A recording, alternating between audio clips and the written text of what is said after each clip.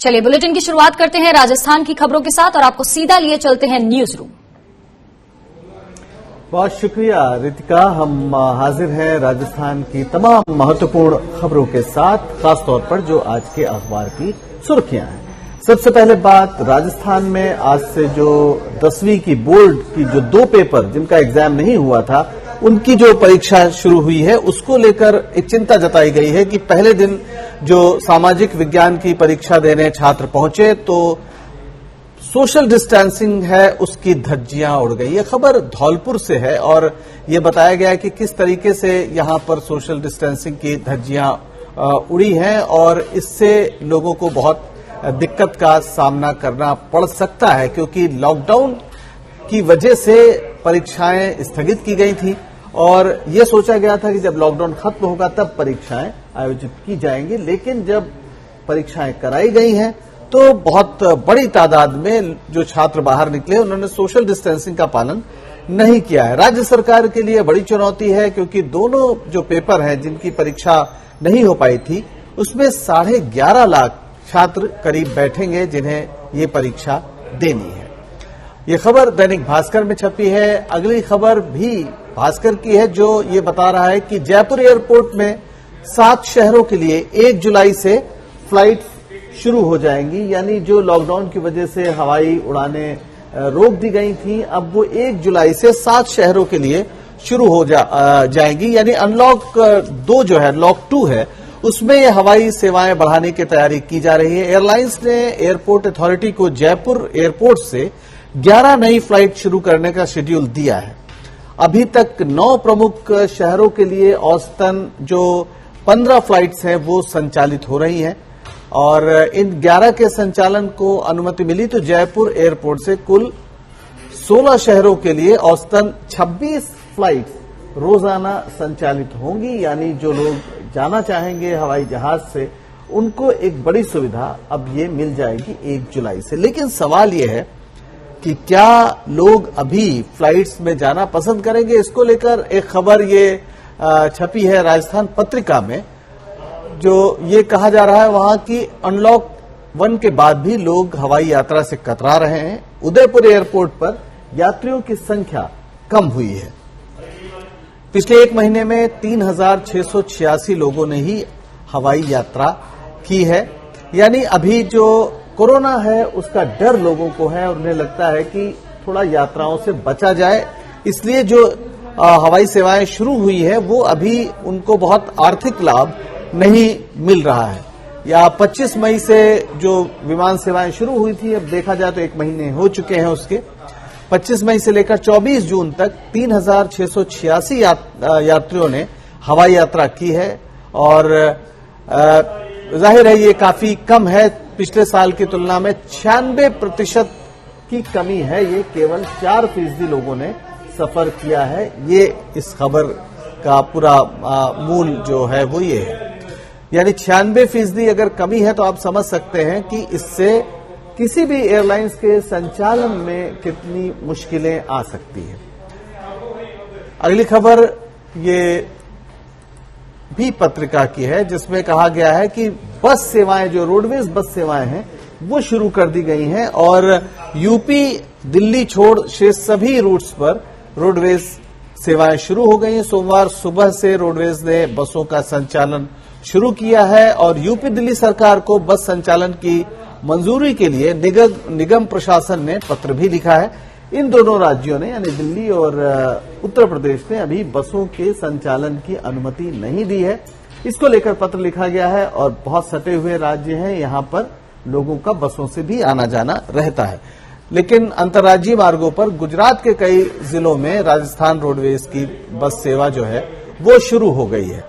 तो अब ये कुल मिला के लॉकडाउन को धीरे धीरे जो कम करने का विचार है उससे ये जुड़ी हुई खबर है। और ये एक खबर जो भास्कर में है जिसमें ये कहा गया है कि हाईकोर्ट में आज से नियमित सुनवाई होगी। जो वकील हैं और जो पक्षकार हैं उन्हें ई पास दिया गया है, जिसको लेकर वो हाईकोर्ट के अंदर जा सकते हैं। बहुत दिनों से जो एक सुनवाई का एक पूरी समस्या चल रही थी उसमें अब एक रास्ता निकाला गया है कि अब लोग ई पास लेंगे, मास्क लगाना होगा, सोशल डिस्टेंसिंग जरूरी होगी। सुबह 10:30 बजे से शाम 4:30 बजे तक लोग इस कामकाज का हिस्सा बन सकेंगे और हाईकोर्ट की वेबसाइट का एक लिंक है जिस पर जाकर ये पास बनवाया जा सकेगा। बीच में 1 घंटे का लंच भी रहेगा, ऐसा कहा गया है। और दूसरी तरफ जो जयपुर के अस्पताल हैं वहां पर लंबी कतारें देखने को मिल रही है और वेटिंग भी है, काफी वेटिंग है। जो एसएमएस अस्पताल है जयपुर का, महत्वपूर्ण सवाई माधो सिंह अस्पताल, उसमें कोरोना काल में ऑपरेशन करवाने वाले मरीजों की लंबी वेटिंग है। कह रहे हैं कि 1000 ऑपरेशन मार्च से पेंडिंग है। ये भी एक दुखद मसला है कि कोरोना के दौर में बाकी बीमारियां, बाकी जो और लोगों की परेशानियां हैं, उसके लिए जैसे कोई अवकाश रहा नहीं है। अस्पतालों के पास भी डॉक्टर्स भी नहीं है और उनको तवज्जो भी नहीं दी गई। कई बार ये स्थिति जानलेवा भी बनी, ऐसा अखबारों में और तमाम मीडिया में ऐसी खबरें आई हैं। तो अब कुल मिला के ये कहा गया है कि इसका कोई रास्ता फिलहाल नहीं है और एक लंबी कतार हमको देखने को मिल रही है। कई अस्पतालों में सैकड़ों की तादाद में वेटिंग है। जैसे जेके लोन हॉस्पिटल है, वहां 300 से ज्यादा ऑपरेशन पेंडिंग है। तो कुल मिला के इसका हम समझ सकते हैं कि जिनको ऑपरेशन की जरूरत है, अगर उनका ऑपरेशन नहीं हुआ तो फिर उनको कितनी परेशानी होगी, ये भी एक समस्या है। और एक खबर है प्रवासी मजदूरों की घर वापसी से जुड़ी हुई, जिसने ये बताया कि 86% जो मनरेगा के मजदूर हैं उनकी संख्या में इजाफा हो गया है। 5 गुना काम की मांग बढ़ी है। यानी जो लोग अब लौट कर आए हैं उन्हें काम चाहिए। गांव में काम का और कोई जरिया मूलतः नहीं है। सिर्फ देखा जाए तो जो मनरेगा है, यानी महात्मा गांधी ग्रामीण रोजगार कानून है, उसके तहत जो 100 दिन रोजगार देने की गारंटी भारत सरकार ने दी थी जब मनमोहन सरकार थी, एक कानून बना था, तो वो एक बड़ी राहत का काम कर रहा है और बहुत बड़े पैमाने पर लोगों को रोजगार उसी के जरिए मिलता है।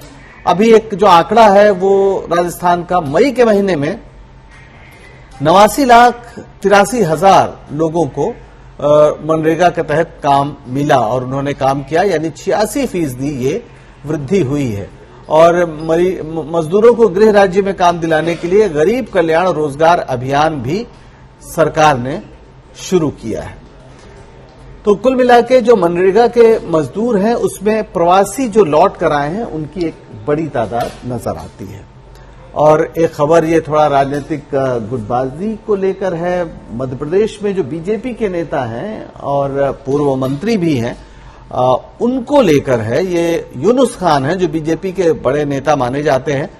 उनके खिलाफ उनकी पार्टी के ही तमाम लोगों ने मोर्चा खोल दिया है, क्योंकि जो पार्टी के नेता नितिन गडकरी की एक राजस्थान जनसंवाद रैली हुई शनिवार को, उसके लिए उन्होंने एक पोस्टर निकाला और उस पोस्टर में सिर्फ नितिन गडकरी की तस्वीर थी और पूर्व मुख्यमंत्री वसुंधरा राजे की तस्वीर नहीं थी। और इतना काफी था कि दोनों गुटों में एक कहा जाए कि काफी विवाद शुरू हुआ है और उन्होंने सीधे सीधे जो वहां के कार्यकर्ता हैं उन्होंने यूनुस खान के खिलाफ ही अपना मोर्चा खोल दिया। तो एक ये हल्की फुल्की खबर है जो राजनीतिक दलों में आमतौर पर हमको नजर आती है, लेकिन बाकी जो खबरें हैं उससे आप कोरोना काल की जो दुर्दशा है, जो परेशानियां हैं और जो तकलीफ से निकलने की कोशिशें हैं, उन सब का आप अंदाजा लगा सकते हैं।